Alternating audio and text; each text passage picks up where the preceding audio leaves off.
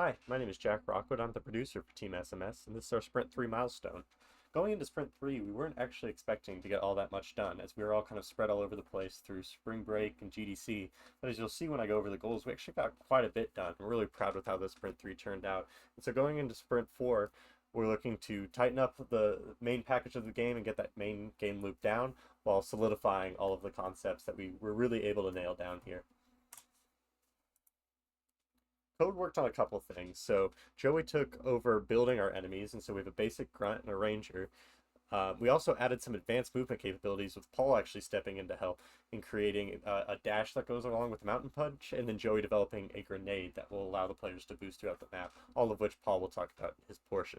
Jay also developed the scoring system that Paul had concepted in the previous sprint. And so now that we have both the concept and that design implemented, it is all ready to go as we kind of solidify the game loop.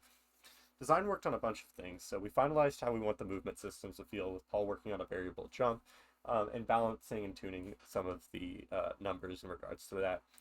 We also looked at balancing the combo system, which we now think we have a really strong spot that gives the game a unique feel and really how we found the fun in the game. Paul also worked to rework the level design as new enemies were introduced, and as you'll see in his portion, has a new block out for a level that we want in the final shipped product of this game. Art worked on a bunch of things, including getting the enemy rig in with some basic animation, concepting and finalizing what our UI is going to look in the game, and making some even more progress on environmental art, all of which you'll see in Ethan's portion. Audio added a lot of great things in getting our VFX mostly finished and making progress on adaptive music, which is not in the build just yet, but coming along very nicely. So we were struggling a little bit with deciding how to handle enemy movement and physics. So instead of choosing between but one or the other, we kind of went with a hybrid approach. The nav mesh figures out where the enemy should go by generating a path, and then I apply a force to the enemy to actually move the agent along that path. This lets the enemy follow the path normally, but still be able to react to knockback and other types of collisions in a more realistic way. So this is the grunt, or what's gonna be the grunt. Right now it's just a pill. But it's pretty much just like a tank enemy. It's very slow, but hits hard. Attacks by the grunt knock the player back.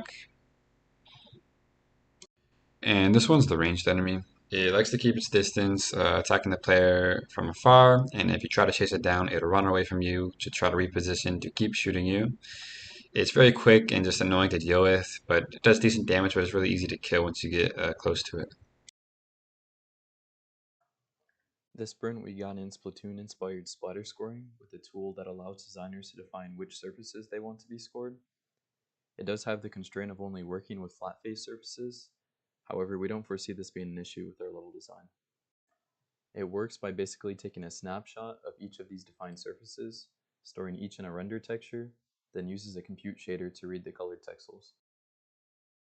We also got in a basic version of our Ultrakill inspired style system. It tracks what specific combat actions a player is performing and rewards them progress towards the next ranked based on that, as indicated by the slider there. This was created with modularity in mind so that our designers can really ask for any sort of unique combat action or combo to be awarded. Okay, now for design. Our two biggest things were, first of all, movement refinement and improvements. So we implemented a variable jump height, which really helps with getting the movement feeling a lot better when you're platforming or moving through larger levels. We also introduced a dash attached to the mountain punch, which is our charge up punch on left click. Basically, this allows the player to have some directionality midair and also be able to change directions quickly at the cost of needing to plan for that by it being a charge up attack. That's basically it for movement improvements. We're going to keep working on this through things like FOV changes, just to get it feeling a little bit better. And we also have a slam planned, which will be kind of the last piece of the movement kit, which allows for quick downward momentum. That's pretty much it for movement. We also did a tutorial level block out. So this is the first version of our final first level. Basically, what this level is here to do is to teach the player the combat mechanics. So we're tutorializing our jabs, our charge up punches, our slam, all of that. And then at the end, there's an arena where the player can play with the things that they've just been taught. and this will get them used to the overall feel of the game, the combat, but also lets them play with the style and splatter, just for them to get a real good feel for what Paint the Town Dead really is. And we're going to pair that with good music and good level sequencing to really sell that moment. Yeah, and that's pretty much it for design. All right, for environments, we were able to, during this sprint, start to create a uniform texture that'll be going on all of our walls, alongside a more cohesive blackout, along with a integration of a water shader and designing some water elements.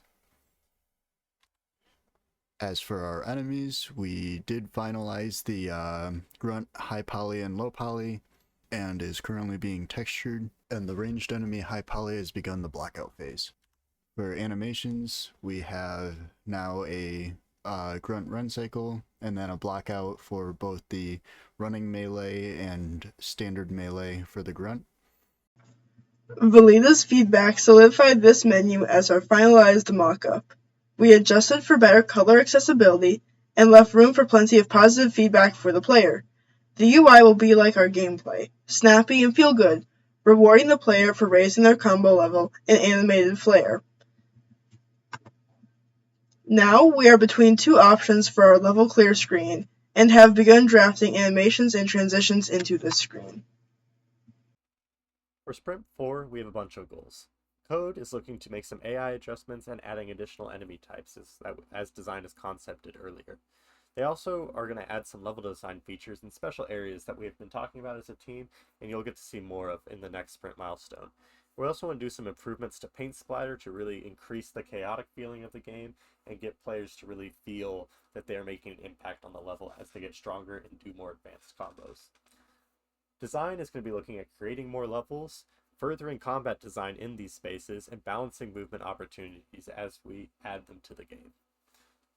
Art is looking to finalize environmental art kits so that they can start being put into levels, implement the UI into the game, and then continue to work on enemy rigs and getting those all sorted nice for the final project. Audio is looking to get their adaptive music in-game, and so that players will experience different music when they're in and out of combat and as the game state changes. That was our Sprint 3 milestone. Thank you for watching.